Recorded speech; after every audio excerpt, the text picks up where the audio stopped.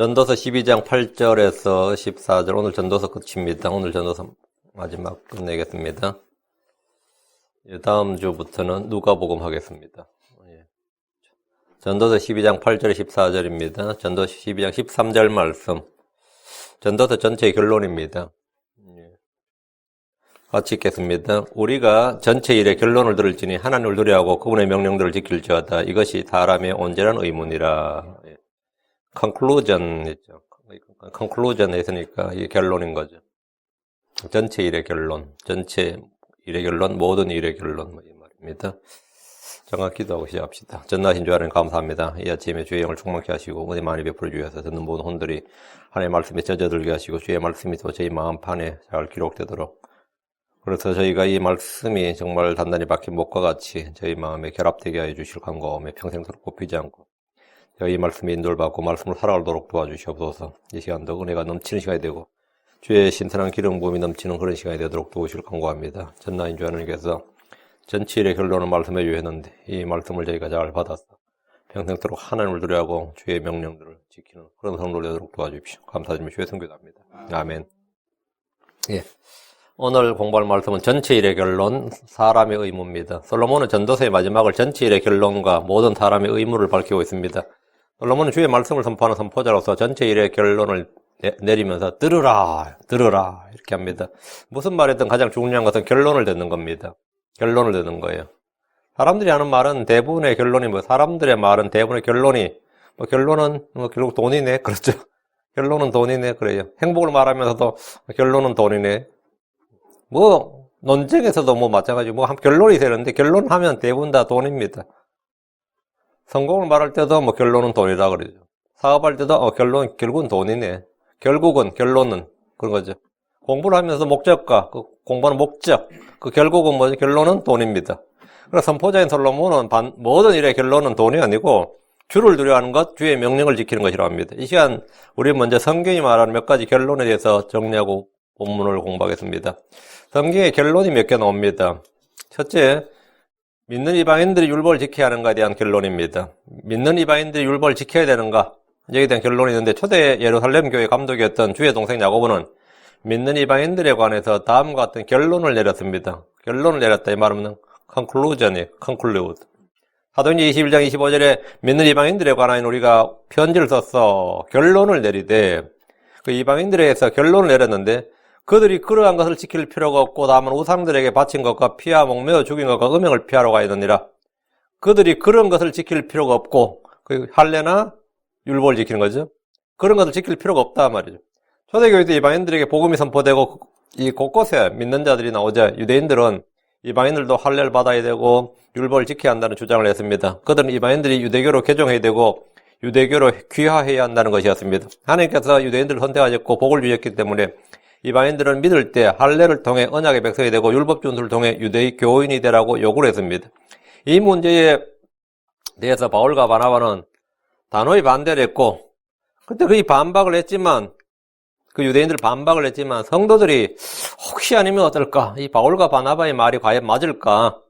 이런 생각을 해서 그럼 예루살렘 교회에 있는 사도들한테 가서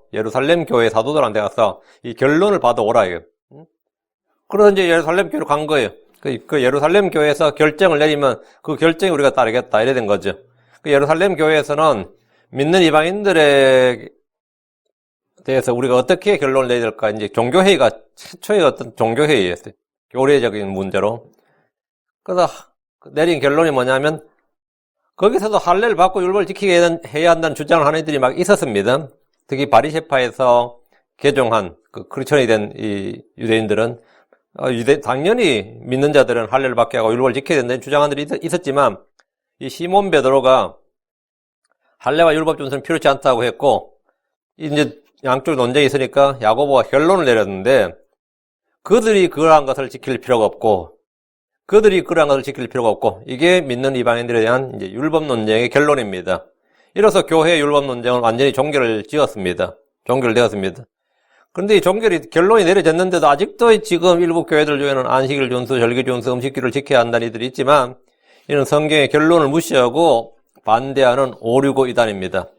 둘째, 사람은 무엇으로 의롭게 되는가에 대한 결론입니다. 이것도 아주 중요한 결론인데 이걸 루터의 종교개혁이 있기 전에 벌써 옛적에 그보다 한 1500년 전에 이미 결론이 나 있습니다. 로마 3장 28절에 그러므로 우리가 결론을 내리노니 사람은 율법의 행위와 상관없이 믿음으로 의롭게 되느니라. Therefore we conclude. 우리는 결론을 내리노니 이랬어요. 사람은 믿음으로 의롭게 되고 율법의 행위와 상관없이 without the deeds of the law. 율법의 행위들과 상관없이 이렇게. 사람이 구원받는 것, 의롭게 되는 것에 대한 논쟁은 이 말씀으로 결론이 났습니다. 사람 율법의 행위와 상관없이 믿음으로 의롭게 됩니다. 사도 바울은 사도행전 13장 39절에 또 모세의 율법으로 너희가 의롭게 되지 못하던 모든 일에서도 믿는 모든 자가 그분으로 말미암아 의롭게 되었다는 것이라. 믿는 모든 자가 그분으로 말미암아 의롭게 되었다. 하나님의 눈앞에서는 아무도 율법으로 의롭게 되지 못합니다. 갈라디아 3장 11절 그러나 하나님 눈앞에서는 아무도 율법으로 의롭게 되지 못할 것이 분명하니 의인은 믿음으로 살리라 했느니라. 의롭게 된다는 것은 구원받을 때만 필요한 것이 아니라 구원 이후에도 마찬가지입니다. 세 번째 성경에 내린 결론이 모든 사람은 불신 가운데 있다는 것이 하나님의 결론입니다. 모든 사람은 불신 가운데 있다. 로마서 11장 32절에 하나님께서 그들 모두를 믿지 아니한 가운데 가두어 두신 것은 친히 모든 사람의 긍휼을 베풀고자 하심이니라. 이건 우리말 성경으로 안 살아요. 이게 여기 결론을 내려는 이게 지금 지금 우리말 성경에도 없어요. 이건 약간 오역인 것 같습니다. 왜냐면 이 conclude란 단어를 포함하도록 번역을 한 거예요. 그래서 우리말 성경에는 가두어 두었다 이래 번역을 했어요. 우리말은 가두어 두었다 이래 번역했는데 이 말이 결론짓다에 conclude예요. For God has concluded them all in unbelief. 하나님께서는 모든 사람을 unbelief, 불신 가운데 두었다고 결론 내렸다. 이렇게. 하나님은 모든 사람이 불신 안에 있다고 결론을 지으셨습니다. 결론을 내리셨어요. 성령이 오기 전까지 그 누구도 성령 안에 있을 수 없고 그리스도가 오시기 전까지 그 누구도 그리스도 안에 있을 수 없듯이 믿음이 오기 전까지 그 누구도 그 어떤 사람도 믿음 안에 있을 수 없습니다. 그럼 어디 있어요? 믿음 안에 있을 수 없으니까 불신 안에 있는 거죠. 하나님께서는 모든 사람이 불신 안에 있다고 결론 지었다. 불신 안에 있으니까 모든 사람이 불신 안에 있으니까 믿음이 오기 전까지 율법 아래 불신 안에 있단 말이죠. 그러니까 뭐죠? 믿음이 와야 되지. 믿음이 와야 되지. 믿음의 말씀, 믿음의 주가 와야 됩니다. 주께서 믿음을 선물로 주기 전까지 아무도 믿음 안에 있을 수가 없다 이 말입니다. 그리스도 오기 전까지 말이죠. 주 예수님께서 오셔서 불신 가운데서 우리에게 믿음을 나누어 주셨습니다. 넷째, 모든 사람은 죄 아래 있다는 것이 성경의 결론입니다. 갈라디아 3장 22절에 그러나 성경 기록이 모든 것을 죄 아래 가두어 두었으니 이것은 주께서 믿는 자들에게 예수 그리스도의 믿음으로 말미암아 약속을 주리 하심이니라. 여도 가두어 두셨으니 이렇게 번역되어 있는데 이 가두어 두셨다 이게 But the scripture has concluded all on the sin. 모두가 under sin, 죄 아래 있다고 결론을 내렸다. 성경은 모두가 죄 아래 있다고 결론 내렸다. 모든 사람이 죄인이고 모든 사람이 죄 아래 태어났고 죄 가운데 살고 있고 죄 아래 있다. 모든 사람은 죄 아래 있다고 성경이 결론 지었다. 논박하거나 여기다 자기 생각 내세울 거 아니라 이거죠. 이게 결론이라 이거예요. 우리말 성경이 좀 가두어 두었으니 이렇게 번역했는데 성경은 모두가 죄 아래 있다고 결론 지었노라. 이거는 성경을 고쳐놓으시고요. 고쳐놓으시고 육신을 입고 태어난 모든 사람은 죄 아래 있습니다. 모든 사람은 죄 가운데 삽니다. 이것이 결론입니다. 성경의 결론을 부인하고 불신하고 부정하는 것은 아무런 도움이 되지 않습니다. 다섯째, 오늘 이겁니다. 전체 일의 결론은 뭐냐? 전체 일의 결론은 이것인데 전도 12장 13절 우리가 전체 일의 결론을 들을지니 하나님을 두려워하고 그의 명령들을 지킬지어다. 이것이 사람이 온전한 의무니라. 전체 일의 결론, 사람이 온전한 의무가 두 가지다 이거예요. 하나님을 두려워하고 그분의 명령들을 지킬지어다. 하나님을 두려워하라. 그리고 그분의 명령들을 지킬지어다. 성도들은 이 답을 찾아서 헤매는 이들이 아니고 그래 결론이 뭔데? 그래 그 결론이 뭐냐고. 우리는 답을 알고 결론을 아는 사람들입니다. 우리는 이미 결론을 들었고 알았습니다. 모든 일의 결론이라고 하기 때문에 그 전체 일의 결론, 모든 일의 결론이라고 하기 때문에 여러분의 모든 일의 결말 끝은 하나님을 두려워하고 그분의 명령들을 지키는 것이어야 됩니다. 설교든 성경 공부든 학교 생활이든 직장 생활이든 가족을 돌보는 일이든 짐승을 돌보는 일이든 모든 일, 전체 일의 결론은 하나님을 두려워하고 하나님을 두려워하라. 그분의 명령들을 지키라 합니다. 여러분이 주의 첫날 이곳에 경배하러 오는 일의 결론도 왜 하느냐? 무엇 때문에? 결론이 뭐냐?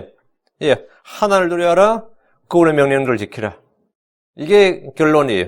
자, 본문 보겠습니다. 8절입니다. 선포자가 말하노니 헛되고 헛되면 모든 것이 헛되도다. 선포자가 말하노니 이 말에서 선포자는 preacher죠. preacher. 솔로몬 자신입니다. 오늘날 목사들 주로 preacher라 그러죠. 복음 전도자, 부흥사들라 preacher라 그러는데, 이제 우리 거리에서 설교한 사람들 이제 street preacher라 그래. street preacher, 거리 설교자. 이 선포자, 설교자, 선포자 같은 말, 설교자, 선포자. 전도서의 시작이 다윗의 아들 예루살렘 왕 선포자의 말씀드리니라. 그러니까 솔로몬은 자신의 정체성을 이야기할 때 첫째가 예루살렘 왕, 둘째가 선포자였어요. 자기는 왕으로 기름 부음 받았고 다음엔 선포자였다 이거죠. 선포자로 기름 부음 받았다 이거죠. 그래서 솔로몬은 자신을 예루살렘 왕이요 선포자로 합니다. 그런 자신을 나 선포자는 예루살렘에서 이스라엘 다스리는 왕이 되어 나 선포자는, 선포자가 헛되고 헛되며 모든 것이 헛되도다 이렇게 했는데, 헛되단 말은 전도서에만 이 구절이 20구절 나옵니다. 반복적으로 20번이 나와요. 무엇이 헛된 겁니까? 헛되고 헛되니 헛되고 헛되며 계속 헛되다 그러는데 뭐가 헛되냐 이거예요. 해 아래서 이루어진 모든 것이, 모든 일 모든 것이 헛됩니다. 사람이 누리는 쾌락이 헛됩니다. 내 손이 이룩한 모든 일과 모든 수고 열매가 헛됩니다. 세상에서 지혜로웠던 것이 헛됩니다. 내가 사는 것이 헛됩니다. 내가 행한 모든 수고를 다른 사람이 관리하는 것이 헛됩니다. 인생의 모든 날들이 헛됩니다. 하나님께서 죄인에게는 모으고 쌓는 해산의 고통을 주셔서 그가 하나님 앞에서 선한 자에게 주게 하시나니 이것도 헛되고 영을 괴롭게 하는 겁니다.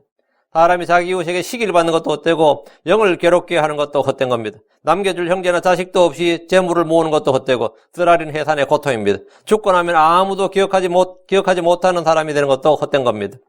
은을 사랑하지만 은으로 만족하지 못하고 풍류를 사랑하는 자가 소득의 정도로 만족하지 못하는 것도 헛됩니다.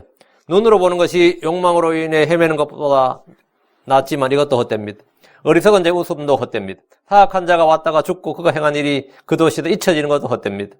의로운 자들에게 사악한 자들의 행위에 걸맞는 일이 일어나고 사악한 자들에게는 의로운 자들의 행위에 걸맞는 일이 일어나는 것도 헛됩니다. 세상 이 모양이냐 싶다 그런 데는. 사람이 여러 해를 기쁘고 즐겁게 살아도 어려운 일이 많은데 다가오는 모든 일은 헛됩니다. 이런 이유로 선포자는 헛되고 헛되며 모든 것이 헛되다고 말한 겁니다. 9절입니다. 또한 선포자는 지혜로움으로 여전히 백성에게 지식을 가르쳤고 참으로 그는 크게 주의를 기울이고 탐구하여 많은 자문을 정리하였노라. 선포자는 지혜로움으로, 지금 솔로몬 자기를 이야기하는 건데 나는 지혜로움으로 이러면 좀 이상하잖아요. 그러니까 이제 3자 객관적으로 묘사를 하는 거죠. 선포자는 지혜로움으로, 이렇게 나 선포자인데 나는 빼버리고, 이제 이거는 주로 동양문화권에서는 다 그래요. 한국이나 중국이나 일본이나 이런 데는 자신을 내세우는 것은 굉장히 무례한 일로 보고 교만한 거로 보고, 서양 사람들은 안 그렇더라고. 주어가 굉장히 중요한데 한국 사람들만 해도 이제 자기가 들어가는 주어는 대부분 빼버리죠. 나란 말을 집어넣어야 될 때는 주어를 빼버린다고. 그래서 여기서도 이제 또한 선포자는 지혜로움으로 할 땐 나는 지혜로움으로 하는 것보다는 훨씬 더 이제 이게 화법이 맞죠. 또한 선포자는 지혜롭다는 것은 솔로몬 자신이 주께 지혜와 명철을 부음받았기 때문입니다. 하나님께서 그에게 지식과 지혜와 명철을 준다. 해변에 모래알같이 많이 줬다 그랬어요. 그러니까 모르는 게 없었던 거죠. 솔로몬은 백성들에게 지식을 가르쳤습니다. 이때는 교사였던 거죠. 그는 시와 음악과 문학과 철학과 과학은 물론이고 거의 모든 분야에서 박학다식했습니다. 정말 모든 면에서. 여러분이 생각할 때 이 정도 머리, 솔로몬 정도 머리는 우리 겪지 않고 성경만 간접적으로 접해서 잘 모를 겁니다. 소위 지금도 이 천재들 보면 말이죠. 진짜 천재들. 얼마 전에도 제가 2명의 천재를 봤는데 아빠가 일본 사람이고 엄마가 한국 사람이더라고요. 7살에 이렇게 대학 갔어요. 근데 이제 미국 TV 프로그램 나왔더만 보니까 IQ가 얼마냐 그러니까 사이컬러지컬리는 200이라고 그러더라고요. 그러면 측정이 불가하기 때문에 이제 200이라고 부르는 거예요. 측정 불가야. 근데 한 10살 먹은 애가 대학에서 조그만해져 그러니까 그 애가 그 큰 여기 등치가 얼마나 커요. 그 애들 사이에서 한데 그 대학생들 가르치더라고. 지금 졸업해서 벌써 지금은 이제 의사하고 있더라고요. 그래서. 근데 걔 동생도, 걔 동생 여자인데 똑같아요. 둘 다 천재더라고요. 걔들은 얼마나 똑똑했는지 모르죠. 근데 그 정도 똑똑한 거만 우리가 와, 똑똑하다 그러죠. 근데 솔로몬은 그게 비교가 안 돼요. 솔로몬은 모든 분야에서 우리가 소위 말하는 천재들이라는 사람 있죠. 여러분이 뭐 천재한데 진짜 천재들 만나보니 오지만 폴란드에 진짜 그 사람을 지금 우리 역사상 최고 천재라는데 그 사람은 암산으로 대학 수학이나 이런 모든 분야를 대학 수학이나 피직스나 이런 거를 연필 안 잡고 암산으로 다 계산해냈어요. 그런 사람들. 뭐, 진짜 엄청난 사람들 많습니다. 왜 그런가 하면, 그건 하나님한테 달려있어요. 하나님께서 해변에 모래알만 갈 때, 사실은 제가 생각해 볼 때 이 솔로몬의 천재성은 진짜 이 고금의 비교가 불가한 사람입니다. 비교 불가한 사람이에요. 그 모든 면에서 그 인문학만 뭐 천재가 아니었어요. 인문학에서만 천재가 아니라 솔로몬은 자연과학이나 우주나 천문학이나 물리학이나 생물학이나 이런 모든 방면에서 천재였어요. 그런 천재들이 또 게으르다 그런 안 해요. 참으로 그는 크게 주의를 기울이고 탐구하여. 참으로 그는 크게 주의를 기울이고 탐구하여. 솔로몬은 게으른 천재가 아니라 모든 면에서 크게 주의를 기울이고 탐구했습니다. 탐구했다는 말은 끊임없이 공부했다 이 말입니다. 공부했다. 보통 학교에서도 그렇습니다. 공부 제일 잘하는 놈이 그 반에서 도서관에서 제일 늦게 떠나요. 공부 제일 잘하는 애가 보면 머리 제일 좋은 애가 제일 오래 제일 많이 공부합니다. 특이하게 사람들 상식은 늘 항상 반대야. 공부 잘하는 안 하고 잘할 것 같지만 그렇지 않습니다. 음악도 잘하는 사람들이 뭐 미술도 잘하는 사람들이 미치도록 해요. 거기 미치도록 하지 못하는 사람 그렇게 못해요. 솔로몬도 그런 사람이었으면 미치도록 탐구했다고. 그의 이런 탐구의 결과로 잠언이 나온 겁니다. 그는 지혜를 써서 하늘 아래서 이루어진 모든 일에 관하여 찾아보고 탐구했고 마음을 쏟았습니다. 솔로몬은 자신의 마음을 기울여 지혜와 사물의 이치를 알고 탐구해 찾아내렸고 어리석은 것과 심지어 미친 것의 사악함을 알고자 했습니다. 선포자는 많은 자문을 정리하였노라 했는데 그가 3,000개의 자문을 말했습니다. 열왕기상 4장 32절에 그가 3,000개의 자문을 말하였고 그의 노래는 1,005편이었으며 솔로몬은 자문을 정리하고 많은 시를 썼지만 그의 시는 아버지 다윗의 시와 달리 시편에 그리 많이 기록되지 않습니다. 10절입니다. 선포자는 애를 써서 받아들일 만한 말씀들을 찾았는데 여기 기록된 것은 올바른 것이고 진리의 말씀들이오다. 받아들일 말씀들을 acceptable word입니다. 사람들이 말을 해도 못 받아들이면 그거는 뭐 별 의미가 없단 말이죠. 솔로몬은 자기는 이해가 되는데 백성들은 못 알아듣는 말, 그런 말을 하지 않았다 이거예요. 나는 충분히 내가 너무 똑똑하고 내가 하는 말을 사람들이 아무도 못 알아들어. 그럼 듣는 사람이 저 사람 엄청 똑똑한 것 같은데 하는 말은 못 알아듣겠다. 이래 되면 진짜 아무것도 아닌데 솔로몬은 받아들일 만한 말씀들을 찾았다. 그 자신이 머릿속에 마음속에 엄청나게 지혜가 넘치고 알만한 말인데 이걸 가르치려니까 뭐가 필요한 거죠? 예, 백성들이 알아들을 수 있는 말, 받아들일 만한 말씀들을 해야 된다고. acceptable word. 이 구절은 선포자, 오늘 설교자들이나 복음 전도자나 성경 교사들이 꼭 기억해야 될 말입니다. 선포자는 애를 써서 받아들일 만한 말씀들을 찾았다. 설교자들도 이렇게 해야 돼. 나만 아는 말.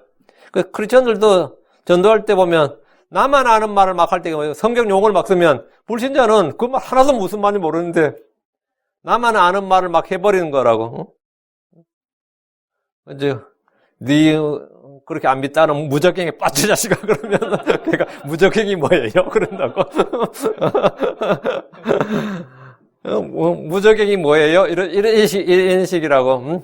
믿음으로 의롭게 된다. 의롭게 된다 이 말이 불신자들은 와닿는 말이 아닙니다. 당연히 거듭나셨어요 하면 거듭났다는 말은 그들에게 그 무슨 뜻인지 그 무슨 말인지 의미 있는 말이 아니에요.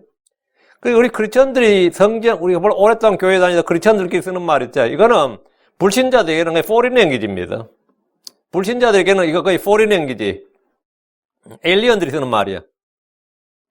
우리가 성경에 있는 어휘들을 막 사용해버리면 내가 전혀 관심 없는 분야의 사람들이 그쪽 사람들이 쓰는 말은 옆에서 못 알아듣거든요. 그 사람들이 쓰는 테크니컬한 그 터미널리.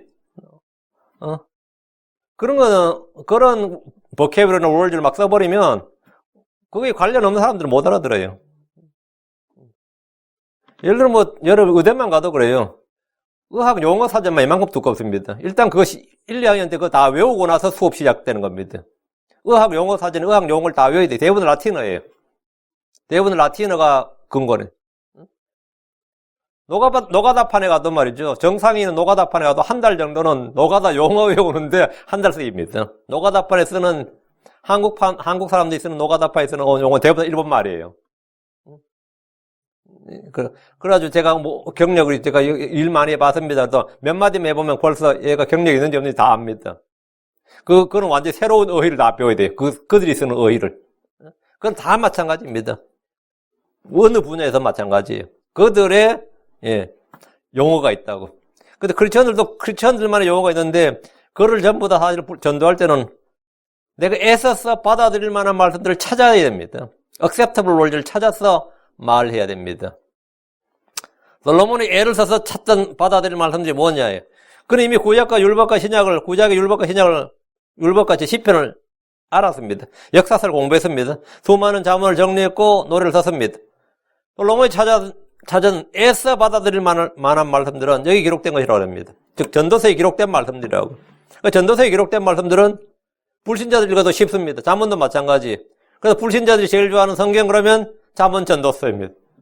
자문 전도서는 어떤 사람 읽어도 이해하는데 어려움이 전혀 없어요. 여기 뭐 여러분 보시면 아시겠지만 특별히 기독교적 용어가 없다고. 보시면 알겠지만 자문과 전도서는 한국 사람들이라면 한국 사람들보다 전세 누구나 다 좋아해요. 그리고 거부감이 없습니다. 이거 전부 다 acceptable word를 솔로몬이 애써서 이 말들을 찾아서 썼다 이거예요. 이건 진짜 훌륭한 거지. 훌륭한 거지. 그래서 다른 부분들은 상당히 주석가들이 필요한 거지. 설교자나 설명하는 사람들이 계속 expound를 해줘야 된다고. explain을 해줘야 된다고. 그렇지 않으면 읽어도 무슨 말인지 잘 모른다고요. 어느 정도 습득이 돼야 된단 말이죠. 근데 자문전도서는 초신자도 쉽게 그냥 읽으면 읽혀요. 읽으면 읽힌다고, 이거는. 그래서 여기 기록된 것은 올바른 것이요. 그 진리의 말씀들이다. 이 말씀대로 솔로몬은 바른 말씀, 진리의 말씀들을 일반 백성들이 아니면 무지한 사람들, 이교도들조차도 받아들일 만한 말씀들로 기록했고 그 말씀은 성도들이 받아들일 만한 말씀들이라 이 말입니다. 솔로몬이 애써 찾았던 받아들일 만한 말씀들은 신약에 또 나오는데 디모데전서 1장 15절, 4장 9절입니다. 디모데전서 1장 15절에 이것은 신실한 말이요. 신실한 말은 faithful words요. 온전히 받아들이기에 합당한 말이니 wholly acceptable words. acceptable words. 온전히 받아들이기 합당한 말이니 곧 그래서 예수님께서 죄인들을 구원하시려고 세상에 오셨다는 말이오다. 죄인들 중에 내가 우두머리니라. 그래서 예수님께서 죄인들을 구원하시려고 세상에 오셨다. 이것은 진실한 말이요. 온전히 받아들이기 합당한 말입니다. 모든 사람들이 듣고 믿음으로 마음에 받아들여야 할 말씀이 이것입니다. 주 예수님은 죄인들을 구원하시려고 세상에 오셨습니다. 죄인들을 구원하시기 위해 고난을 받으시고 죽으셨습니다. 주 예수님께서 나를 사랑하사 나를 위해 죽으셨다는 말씀은 온전히 받아들이기에 합당한 말씀입니다. 디모데전서 4장 9절 이것은 신실한 말이 온전히 받아들이기 합당한 말이로다. 이것은 신실한 말이 온전히 받아들이기 합당한 말이로다. 여기서 신실한 말, 온전히 받아들이기 합당한 말은 육체 훈련이 육체 훈련이 아니라 경건의 훈련을 하라는 겁니다. 디모데전서 4장 8절에 육체 훈련은 유익이 적으나 하나님의 성품은 모든 일에 유익하며 현재의 생명과 다가올 생명을 지니고 있느니라. 하나님의 성품 경건이죠. 가들리니스. 하나님의 성품은 모든 일에 유익하며 현재 생명과 다가올 생명의 약속을 지니고 있느니라. 11절입니다. 지혜로운 자들의 말씀들은 가시채들 같고 지폐에서 성들이 굳게 박음 못 들어갔나니 이것들은 한 목자께서 주신 것이니라. 지혜로운 자의 말씀들, 지혜로운 자들의 말씀들이 가시채들 같다는 것은 가시채들이 뭔지 알면 되죠. 짐승들을 모을 때 사용하는 날카로운 막대기 같은 겁니다. 그래서 이제 쟁기를 끌다면 짐승과 이 농부의 거리가 제법 되거든요. 그럼 소를 컨트롤하기가 상당히 어려워요. 왜? 소는 저 앞에 가고 나는 쟁기를 끌고 뒤에 가잖아요. 뭐 수레를 끌어도 마찬가지. 거리가 있죠. 최소한 몇 피트는 되잖아요. 그런 소를 옆에서 몰 때는, 앞에서 몰 때는 내가 잡으면 되는데 뒤에서 할 때는 소를 통제하기가 컨트롤이 어렵다고요. 그리고 길다란 이제 가시채가 있어요. 그 길다란 막대기, 낚싯대처럼 길다란 막대기 앞에 이제 뾰족하게 뭘 이제 박아가지고 가시를 박아서 소를 뭐 살살 이제 건드리면 되죠. 오른쪽으로 이게 삐져나가려면 오른쪽으로 살짝 건드리면 손은 이제 감각이 오잖아요. 아프니까 그 이쪽으로 안 온다고. 왼쪽으로 틀려 그러면 왼쪽으로 치면 똑바로 가게 한단 말이죠. 자, 빨리 안 가면 엉덩이를 살짝 이제 톡톡 뒤를 살짝 치면 가고. 그게 이제 가시채. 가시채인데 이 말씀들이 가시채 같다 이 말은 뭐냐면 소를 모는 가시채와 같다 이 말이죠. 그럼 우리를 똑바로 인도하게 하고 또 게으르거나 나태할 때 우리에게 책망하고 해서 이렇게 앞으로 나아갈 수 있도록 촉구하고 이 훈육욕이라는 거지. 그래서 이제 사사기에 보면 삼갈이 나오죠. 사사삼갈이 소를 모는 가시채로 블레셋 사람 600명을 죽였다 이런 이야기가 나와요.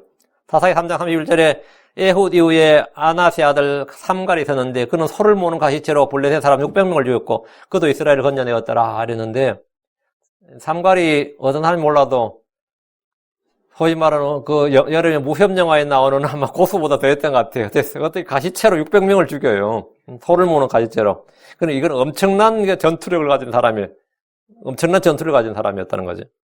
가시채는 소들을 모을 때 방향을 잡아주고 재촉할 때 사용합니다. 밭을 갈 때 소들이 가지 않고 멈추거나 머뭇거리면 농부는 뒤에서 긴 가시채로 소의 발이나 엉덩이 부위를 찌릅니다. 소는 뒤에서 찌르는 가시채가 귀찮고 아프기 때문에 뒷발질을 하기도 하고 그러는데 가시채를 차봐야 자기만 고생이 돼서 아프지 뭐. 그래서 주께서 사도 바울이 교회를 핍박할 때 가시채를 걷어차는 것 이렇게 말씀하셨어요. 사도행전 9장 5절에 그가 이르되 주여 누구시니까 하니 주께서 이르시되 나는 내가 핍박하는 예수라 가시채를 걷어차기가 내게 고생이라거늘. 네가 하는 짓이 가시채를 걷어차는 것이 내게 고생이니라. 지혜로운 자들의 말씀이 가시채를 갖다는 것은 이 말씀이 우리를 앞으로 가도록 촉구하고 옆으로 세지 않도록 막아주고 뒤로 물러나지 않도록 해준다 이 말입니다. 지혜로운 자들의 말씀은 사람을 바르게 인도하고 이끌어주고 밀어주는 도구입니다. 하나님의 말씀은 살아있고 권능이 있습니다. 주의 말씀은 찌르는 채찍이요 양날선 어떤 것보다 예리합니다. 집회에서 성들이 굳게 박아 못 들어간다는 얘기했는데 성경에서 시편이나 잠언이나 전도서를 지혜에서 지혜의 문학이라고 합니다. 이것은 지혜로운 자들의 말입니다. 하나님께서 주신 말씀은 지식과 지혜의 말씀입니다. 이 말씀들은 집회에서 성들이 굳게 박아 못 들어갔습니다. 주의 말씀이 마음에 깊게 박힌 경험이 있습니까? 말씀이 마음에 굳게 박히면 빠지지 않습니다. 이것들은 한 목자께서 주신 것이니라. 구약에서 이스라엘의 목자라고 언급된 사람은 주로 왕이나 대언자, 제사장입니다. 신정국가에서 정치 지도자들은 다 목양자들입니다. 성경에서 목자라고 나오면 통치자들이에요. 성경에서 목자, 목양자, 양들을 먹이고 다스리는 목양자란 말 뜻이 뭐냐면 양들을 먹이고 다스리는 자란 뜻입니다. 감독하는 자. 사무엘하 5장 2절에 주께서도 왕에게 말씀하시기를 내가 내 백성 이스라엘을 먹이기면 이스라엘을 다스릴 대장이 되리라 하셨나이다.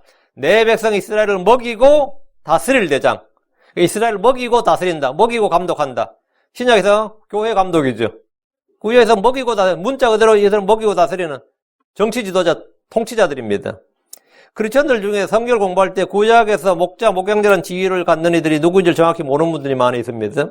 구약에서 목자, 신약에서 목자, 목양자라는 지위는 좀 다릅니다. 구약에서는 이스라엘이 신정국가였기 때문에 그 이스라엘은 성경이 국가의 근간을 형성하는 법이었다고, 헌법이었단 말이죠. 그리고 시민들의 생활을 주관하는 법이었기 때문에 정치 지도자와 종교 지도자들이 모두 목자라고 불렸습니다. 예레미야 2장 8절에 제사장들은 주께서 어디 계시냐 하지 아니하고 법을 다룬 자들은 나를 알지 못하며 목양자들도 내게 범법하고 대언자들은 바알을 힘입어 대언하며 유익을 주지 못하는 것들을 따라 걸었느니라. 그러면 제사장들은 이건 뭐 쉽죠? 제사장 주께서 어디 계시냐 아니하고 법을 다룬 자들은 입법자들이죠. 그런데 구약에서는 이미 법이 모세오경이 법이라고. 법을 다루는 자들은 나를 알지 못하며 황당하거든요. 목양자들도 내게 범법하고. 그래서 목양자가 누구냐? 구약에서 목양자가 누구냐? 목자가 누구냐? 그러면 통치자들이에요. 그 본문에서 세 부류가 나오는데 제사장들, 목양자들 그리고 대언자들입니다. 모세는 이스라엘의 목자였습니다. 여호수아도 모세를 이어서 이스라엘 목자로 세움받았고 목자로 세움받았습니다. 다윗은 주께서 세우신 목자였습니다. 동시에 그들은 모두 정치 지도자들이었습니다. 통치자들이었다고요. 예레미야 3장 15절에 내가 또 내 마음에 맞는 목양자를 너희에게 주리니 그들이 지식과 명철로 너희를 먹이리라. 이스라엘의 목자들 중에는 악한 자들이 많았는데 이는 타락하고 부패한 통치자들이 많았다는 겁니다. 예레미야 10장 21절 목양자들이 짐승같이 되어 주를 찾지 아니하다니 그러므로 그들이 형통하지 못하며 그들의 모든 양떼가 흩어지리로다. 솔로몬은 이스라엘의 왕이요 선포자요 스승으로서 목자였습니다. 그러나 궁극적으로 이스라엘의 목자는 주 하나님이십니다. 10편 23편 1절에 주는 나의 목자시니 내게 부족함이 없으리로다. 12편 80편 1절에도 오 요셉을 양떼같이 인도하시니 이스라엘의 목자여 주는 귀를 기울이소서 그룹들 사이에 거하시는 이여 주는 빛을 비추소서. 그러니까 주 하나님이 목자다 말이죠. 목양자라고. 그러니까 주 예수님은 선한 목자입니다. 주 예수님은 혼의 목자입니다. 주 예수님은 양들의 큰 목자입니다. 한 목자에게서 받았다는 것은 솔로몬이 기록한 전도서의 이 말씀이 주께 받은 말씀이고 영감으로 주어진 말씀임을 밝히고 있습니다. 모든 성경 기록들은 지혜의 말씀이고 우리를 훈계하고 바로잡는 가시체 같은 말씀이고 단단히 박힌 목과 같고 우리의 목자이신 주 하나님의 말씀이다. 12절입니다. 내 아들아 또한 이 말씀들로 권고를 받으라. 많은 책을 짓는 것은 끝이 없고 많이 공부하는 것은 육체를 피곤하게 하느니라. 이 공부하지 말란 말 같아요. 많이 공부하는 것은 육체를 피곤하게 하느니라. 공부하는 건 쓸데없는 짓이다. 공부하지 말라고 그렇게 읽혀요. 그럼에도 불구하고 공부하란 말로 들려요. 이게 다 자기 성향에 따라서 이 성경이 읽히는 겁니다. 다윗은 솔로몬에게 내 아들아 이렇게 권면했더니 솔로몬 역시 자기 아들을 불러서 권고를 했습니다. 내 아들아 이렇게. 내 아들아 또한 이 말씀들로 권고를 받으라 했습니다. 전에 저희가 이 출판 사역을 하려고 했으니까 어떤 형제가 나와서 하지 말자고 하면서 이 구절 인용하더라고. 많이 공부하는 것은 육체를 피곤하게 하느니라. 예. 그래서 제가 참 하도 기가 막혀가지고 참 어이가 없었어. 이 문서 사역의 최고의 문서 사역자가 누구였는지 아세요? 사도 바울입니다. 사도 바울의 설교는 한 편도 안 남아있어요. 사도 바울이 쓴 글만 우리가 지금 보는 거예요. 스펄전은 지금 현재도 스펄전은 이 신학교에서 그렇게 가르칩니다. 뭐라고? 찰스 스펄전은 설교의 황태자다 그렇지. 그 사람이 설교를 하면 일요일날 설교를 하면 바로 지금처럼 이메일 있는 시대도 아니고 전보로 미국에 보내요.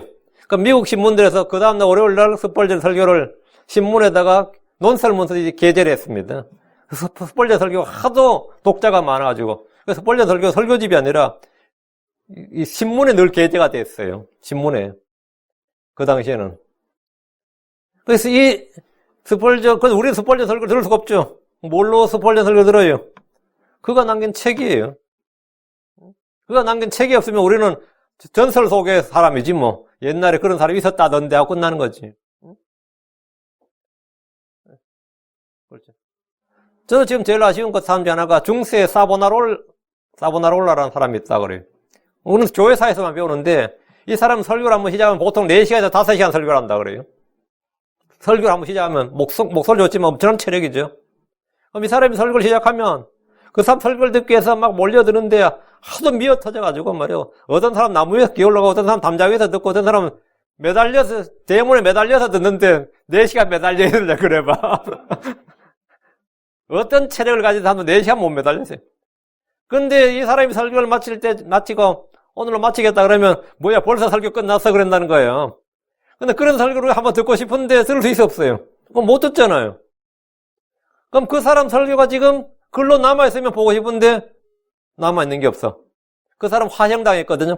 교황청에서 교황이 잡아다 그거 죽여버렸는데 그 사람 저작물을 다 태워버렸다고 같이. 그래서 지금 남아있는 게 없는 거야. 그 전설밖에 없는 거야. 문서가 없다는 말은 진짜 안타까운 일이죠. 책이 없다는 거, 글이 없다는 거는. 그 솔로몬은 왜 잠언을 기록했겠어요? 왜 전도서를 기록했냐? 이게 없으면 안 되는 거지. 그 내 아들아. 성경에서 내 아들아 굉장히 많이 나오죠. 여기서 솔로몬과 로보암의 관계를 넘어서 주 하나님과 그런 성도들을 일컫는 말입니다. 잠언 3장 21절에 내 아들아 그것들이 내 눈에서 떠나지 말게 하고 건전한 지혜와 분별을 지킬지어다. 내 아들아. 잠언 4장 10절에도 오 내 아들아 들으라 내 말들을 받으라 그리하면 내 삶의 횟수가 많게 되리라. 이런 식으로 내 아들아 이래 시작되는 권고의 말씀이 잠언에만 23번 나와요. 내 아들아 이렇게 23번 나와요. 우리는 하나님의 아들들로서 이 말씀들로 권고를 받아야 됩니다. 솔로몬은 왕으로서 백성들을 모두 내 아들아 이렇게 부를 수 있습니다. 우리 주께서 병자를 고치실 때 아들아 기운을 내고 내 죄를 용서받을지어다. 주님 나이가 이제 그때 30대 초반인데 어떤 사람 자기보다 나이도 더 많을 텐데 말이죠. 내 아들아 했단 말이죠. 아들아 기운을 내고 있단 말이에요. 우리는 하나님의 말씀을 받아야 됩니다. 아버지 훈계를 듣고 어머니의 법을 버리지 말아야 됩니다. 죄인들이 깰지라도 동의하지 말아야 됩니다. 주의 벌 잊지 말고 내 마음이 내 명령들을 지키게 됩니다. 아들은 주의 징계를 멸시하지 말고 그분께서 바로 잡아주신 것을 실증내지 말아야 됩니다. 주께서 내 아들아 이렇게 권고하신 말씀들을 받고 주의를 기울이고 마음에 두고 지키고 이 마음속에 쌓아둬야 됩니다. 내 아들아 내 말들을 지키며 내 명령들을 내게 쌓아두라 이렇게 주께서 말씀하셨습니다. 잠언 3장 26절에 내 아들아 내 마음을 내게 주며 내 눈이 내 길들을 지키게 할지니라. 이것은 모두 아버지가 아들에게 받으라고 명령한 지혜의 말씀이고 명령입니다. 다시 12절입니다. 많은 책을 읽는 것은 끝이 없고 많이 공부하는 것은 육체를 피곤하게 하느니라. 많은 책을 읽는 것은 끝이 없지만 지금도 계속해서 책을 쓰는 사람들로 넘칩니다. 미국 의회 도서관이 지금 미국선 제일 큰 도서관입니다. 미국 의회 도서관에 약 3천만 권의 책이 있습니다. 근데 한국의 전직 서울시장이라는 사람은 자기는 하버드 대학에는 하버드 도서관에 책을 다 읽었다고 주장하는 사람이 있었어요. 이야. 참, 구라를 쳐도 어떻게 그렇게, 근데 하버드 대학 사람이 잠깐 교환 저걸로 잠깐 있었던 사람이거든. 그 도서관 책이 몇 권인지를 상상을 못 하는 거죠. 1000만 권이 넘어요. 의회 도서 약 3000만 권이 넘는데, 한국에서 1년에 출간되는 신간도서의 발행 부수가 1억 건이 넘고, 하루에 약 3만 부가 발행됩니다. 엄청나죠? 제가 이 수련회 갔는데 어떤 분이 악수를 나한테 청하는데 같은 제가 성씨 같더라고요. 어디서 근무하시냐 했더니만 아실지 모르겠지만 한국 서울에 국립중앙도서관에 근무한대. 그러면서 저 목사님 책을 내면 한국에서 제일 먼저 받아보는 사람입니다. 그분이 한국에서 법이 출판에서 나오는 모든 책은 무조건 국립중앙도서관에 2부를 보내야 됩니다. 그럼 연말에 그 책값은 계산해서 보내줘요. 한국에서 출간되는 모든 책은 정식 출판사로 등록된 출판사에 등록된 책은 법적으로 무조건 2권은 납본이라고 합니다. 책을 국립중앙도서관은 무조건 사실은 일종의 검열장치지 실은. 자기는 가장 먼저 자기는 한국에서 출간된 책 2권이 받을 때마다 전부 다 분류라고 받아서 자기는 어느덧 보니까 킹제임스 관련된 책들이 막 들어오기 시작하더라는 거예요. 그래서 자기는 킹제임스 성경을 알게 됐다는 거예요. 도서관에서. 그러다가 어디서 보니까 킹제임스에 관한 책들이 막 한국에서는 이런 책들이 출간이 안 되는데 그게 막 출간이 돼가지고 자기가 이제 이 킹제임스 성경에 대해 알게 됐고 그 이야기를 이제 들었어요. 한국에서 출간되는 책의 건설 제가 어제 인터넷 찾아봤는데 이 정도 1억 건이 넘게 나온다 이게. 그 옛날 책을 제외하고 신간도서가 매년 이 정도입니다. 엄청나죠? 이건 책의 권수를 말한 거죠. 미국은 어떨 것 같아요? 미국은 책을 쓰는 문화에 기본적으로 사람들이 뭐 좀 안다 싶으면 그건 자기가 책을 쓰겠다고 다들 그래요. 유네스코의 자료에 따르면 이건 10년 전 자료입니다. 해마다 전 세계에서 발행되는 책이 2.2 밀리언, 220만 부예요. 이게 책 타이틀로만 2.2 밀리언이 전 세계에서 책이 발행되고, 이 미국에서는 2011년에 29만 2천 부의 신간이 발행되었고, 중국은 24만 2천 부, 영국은 15만 부의 뉴 타이틀로 책이 발간됐습니다. 저자들이 쓴 책이 15만 권이에요. 영국에 매년 15만 권 나온다. 이거 책의 타이틀을 말해요. 정말 엄청난 종류의 책이 나온다 이 말입니다. 엄청난. 미국에서 약 30만 부 정도가 30만 권의 책이 책 제목으로 책이 나오고 있다고. 1년에. 그러니까 많은 책을 짓는 것은 끝이 없다는 것은 전적으로 사실이죠. 많은 책을 짓는 끝이 없다고. 이만큼 쏟아져 나온다 생각해봐요. 이만큼. 솔로몬도 많은 책을 저술했습니다. 그는 말하기를 전도 1장 16절에 내가 나보다 먼저 예루살렘에 있던 모든 사람들보다 더 많은 지혜를 얻었다 하였나니 참으로 내 마음이 지혜와 지식의 큰 체험을 소유하였느니라. 그는 지혜를 알기 위해서 예를 썼을 뿐 아니라 미친 것과 어리석은 것도 알기 위해 마음을 쏟았습니다. 전도 1장 17절에 또 내가 지혜를 알기 위해서 미친 것과 어리석은 것도 알기 위해 내 마음을 쏟았으나 이것도 영을 괴롭게 하는 것인 줄 내가 깨달아도다. 솔로몬이 저술에 전념했다면 수백 수천 권의 책을 쓰고도 남았을 겁니다. 그런데 그는 많은 책을 짓는 것은 끝이 없다고 했습니다. 그는 또 말할 지혜가 많으면 근심도 많으니 지식을 늘리냐는 슬픔을 늘리느니라 했습니다. 그래서 육체의 지혜, 세상의 지혜를 말합니다. 그 지혜의 약점이죠, 이게. 많이 공부하는 것은 육체를 피곤하게 하느니라. 이건 많이 공부한다는 것은 정신만 피곤하게 하는 것이 아니라 육체도 피곤하게 합니다. 공부해본 사람 다 압니다. 몸이 얼마나 피곤해지는지. 그래서 이 미국에서 이 대학을 뽑을 때 체력을 봐요. 그래서 그 사람이 뭐 테니스를 했다든지 골프를 했다든지 뭐 육상을 했다든지 수영을 했다든지 뭐 그래서 뭐 메달까지 땄다 그러면 이시 활동으로 점수를 더 주지 보통. 왜 그게 필요하냐면 4년간 공부하려면 그게 필요하기 때문입니다. 그래서 이 대학에서 요구하는 4년을 공부하려면 엄청난 체력을 요구한다는 거는 다 알아요. 한국에서 많은 유학생들이 미국의 국제 인터내셔널 스튜던트 해가지고 많이 명문대로 많이 와요. 지금 한국에서 굉장히 많이 옵니다. 고등학교도 한국 대학 안 가고 미국 대학으로 진학 드는 애들. 그래서 막 대학 어디 취업에 참 입학했다고 막 이야기하는데 우리 학교는 원래 몇 명 미국에 몇 명 보냈다 그러고 하는데 졸업이 그만큼 하냐 못합니다. 체력이 안 돼요. 체력이 감당이 안 됩니다. 여러분 여기서 만약 막노동을 멕시칸들하고 아니면 흑인들하고 백인들하고 같이 한번 일해본 한국 사람들은 알 겁니다. 나 같은 사람이 말이죠. 일하러 가면 일당 받기 어렵습니다. 거기는 여자들보다 더 힘이 딸려가지고 여자들도 집을 번쩍번쩍 날라서 막 해야 되는데 우리는 힘들어서 막 헷거리거든요. 힘이 들어서 못한다고 이게 체력이 상대가 안 돼요. 에이시언들의 체력이 그들과 상대가 안 된다고. 그래서 한 손으로 막 박스 하나씩 막 집어 던질 때 우리 두 손으로 끙끙대면서 옮겨야 된다고. 그런 거 엄청 많아요. 근데 공부할 때 체력이 엄청 소요돼요. 많이 공부하는 것은 육체를 피곤하게 하느니라. 진짜 공부 많이 하려면 엄청난 체력을 요구합니다. 공부해보면 다 알아요. 지금처럼 교육이 우상의 시대에 사람들은 공부에 모든 걸 바칩니다. 부모들은 자식 교육에 많은 걸 투자합니다. 요즘 대부분 공부하는 사람들은 그래서 이제 대학교까지 16년 과정이죠. 대학원 과정을 막 거치면 18년, 좀 더 하면 20년. 이렇게 시간을 사용하지만 그것이 끝이 아닙니다. 평생 교육이라고 해서 공부는 죽을 때까지 그치질 않습니다.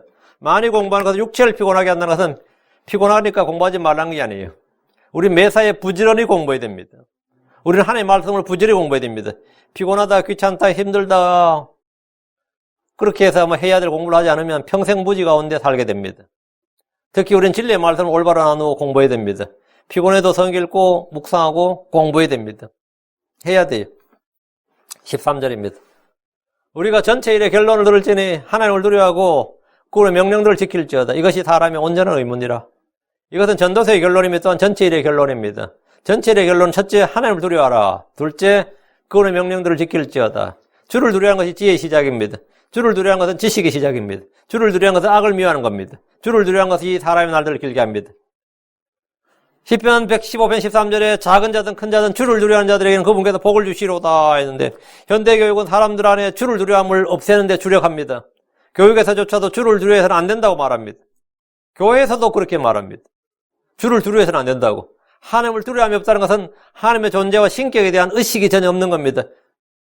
그분의 명령들을 지킬지어다. 그분의 명령을 아는 것으로, 그분의 명령은 우리가 아는 것으로 족하지 않습니다. 그분의 명령은 믿는 것으로 족하지 않습니다. 명령은 지켜야 됩니다. 행해야 되는 겁니다. 현대의 크리스천들은 은혜와 믿음만을 강조하다 보니까 명령들을 행하는 것을 율법주의니 육신행위라고 치부해버립니다. 그래서 주의 명령들을 지키질 않니? 성경에서 가르쳐 지키게 하라 그랬는데 믿음, 은혜 하면서 지키질 않는 거예요. 믿음을 강조하는 것은 좋은데 지켜야 할 명령이 아무것도 없는 것처럼 생각하고 행함으로써 이 성도들이 불신자들보다 더 악하게 삽니다. 이 세상에서 크리스천들이 불신자들을 더 악하게 살아요. 성경은 주의 명령에 대해서 이렇게 말합니다. 주의 명령은 숨겨지거나 멀리 있는 것이 아닙니다. 신명기 3장 11절에 내가 이날 내게 명령하는 이 명령은 내게 숨기지도 아니하였고 멀리 있지도 아니하니라. 그 말은 뭐냐? 주의 명령, 우리가 지켜야 할 일들은 우리 곁에 가까이 있단 말이죠. 우리가 아주 이상한 멀리 가서 뭘 해라 이런 주님께서 이런 명령을 우리 주신 적이 없어요.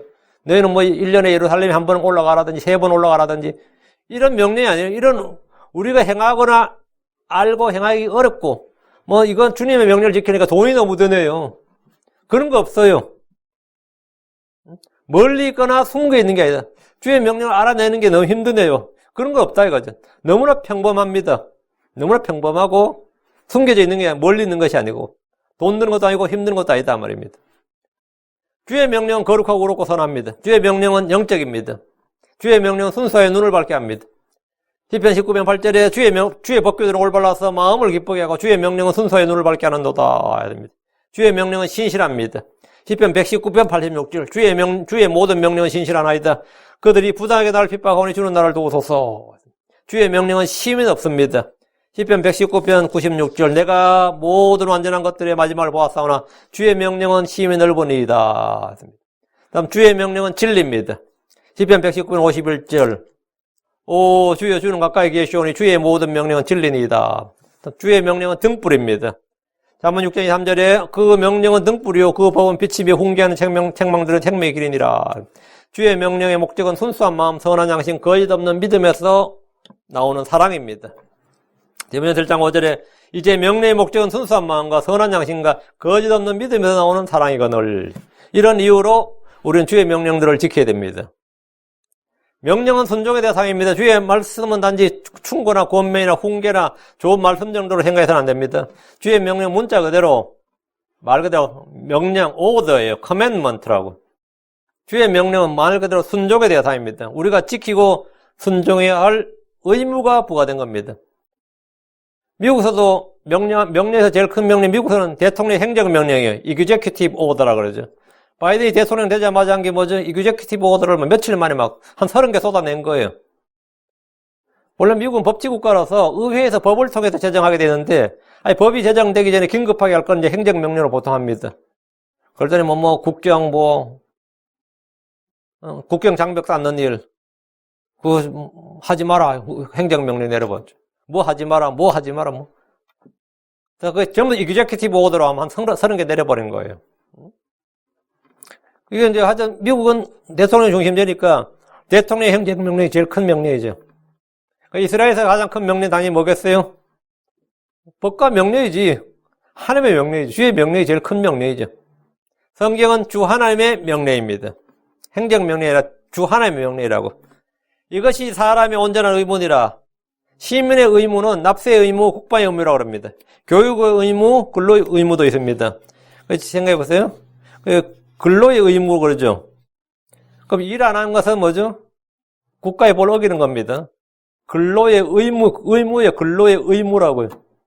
교육의 의무란 것은 초등학교까지가 한국의 교육의 의무다면 초등학교를 정당한 사유 없이 질병이나 어떤 것 사유 없이 초등학교를 안 보내면 그 사람은 범죄자예요. 처벌받습니다. 교육의 의무라고. 법이 정한 의무라고요. 근데 근로의 의무는 안 행해준다고 감옥가는 못 봤어요. 근로의 의무입니다. 4대 의무라고 그러죠. 그런데 납세 의무, 국방 의무는 이제 제일 크게 이제 강제성이 있는 거고, 교육의 의무는 약간 그렇고요. 이제 근로의 의무. 이건 안 해도 강제성은 별로 없죠. 요즘은 이제 환경보존의 의무, 재산권 행사의 공공복리 적합 의무라는 것도 헌법에 집어넣었는데 아는 사람이 별로 없어요. 이런 의무를 행하지 않으면 범법자, 범죄자가 됩니다. 그러나 사람에게 더 중요한 의무, 납세 의무, 국방 의무 이런 것보다 더 중요한 의무가 있다고. 사람에게 더 중요한 의무는 뭐다? 주를 두려워하는 것과 주의 명령을 지키는 겁니다. 주를 두려워하는 것과 주의 명령을 지키는 것. 이것은 시민의 의무고 크리스천의 의무고 가장의 의무 이런 게 아니라 사람의 의무라 그래. 모든 사람, 내가 사람이라면 해야 될 의무가 뭐라고요? 사람의 의무다요. 사람의 의무란 말은 사람이라면 누구나 감당해야 될 의무라고요. 그게 뭐냐면 주 하나를 누려하라. 그분의 명령들을 지키라. 14절입니다. 하나님께서 모든 은밀한 일과 더불어 선한 일이든 악한 일이든 모든 일을 심판하시리라. 하나님은 의로운 자와 사악한 자를 심판하십니다. 하나님은 사람들의 외모를 중시하지 않으시고 각 사람 행위대로 심판하시는 분이 아버지입니다. 하나님께서 로마 14장 10절에 그런데 내가 어찌하여 내 형제를 판단하냐 어찌하여 내 형제를 무시하느냐 우리가 다 그리스도 심판대 앞에서 서리라 이렇게 말씀하셨습니다. 우리가 다 예외 없습니다. 그리스도 심판대 앞에 서리라. 우리는 형제를 판단하고 무시한 것까지 다 그리스도 심판대 앞에서 심판을 받습니다. 모든 은밀한 일이란 우리가 숨겨둔 일까지 비밀로 묻어둔 일까지 모두 다 심판하신다는 겁니다. 마태복음 12장 36절에 오직 내가 너희에게 이르노니 사람들이 무슨 쓸데없는 말을 하든지 심판날에 그것에 대하여 회개복을 하리라. 우리는 쓸데없는 말, 무슨 쓸데없는 말이 다 심판을 받습니다. 고린도서 5장 10절 우리가 반드시 다 그리스도의 심판대 앞에 나타나니 이로써 각 사람이 좋은 것이든 나쁜 것이든 자기가 행한 것에 따라 자기 몸 안에 이루어진 것들을 받으리라.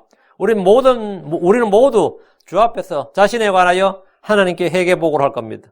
우리는 좋은 것이든 나쁜 것이든 선한 일이든 악한 일이든 은밀한 일이든 공개적인 일이든 모든 일은 다 하나님 다 심판하시고 우리는 다 심판을 받습니다. 그래서 로마 14장 12절에 그러므로 이와 같이 우리 각 사람이 자신에 관하여 하나님께 회개복을 하리라. 은밀한 일과 더불어 선한 일, 악한 일을 포함해서 하나님은 모든 일을 다 심판하십니다. 모든 사람, 모든 일, 모든 것. 은밀한 일이든 숨겨둔 일이든 모든 일을 심판하신다. 선한 일이든 악한 일이든 모든 일을 심판하십니다. 모든 말을 심판합니다. 모든 행위가 다 심판받습니다. 그래서 우리는 그분의 명령들, 주 하나를 두려워하고 그분의 명령들을 지킬지어다. 이것이 사람의 온전한 의무다. 사람의 의무입니다. 이것이 전체 일의, 전도서를 쓴 전체 일의 결론이다 말이죠. 그 해 아래서 헛된 일들에 대해서 수고하는 걸로 그치지 말고, 하나님께서 우리에게 주신 사람의 의무를 행하라. 내가 사람으로 태어났으면 사람의 의무를 행하라. 오늘 이것으로 이제 전도서를 마치겠습니다. 기도하겠습니다.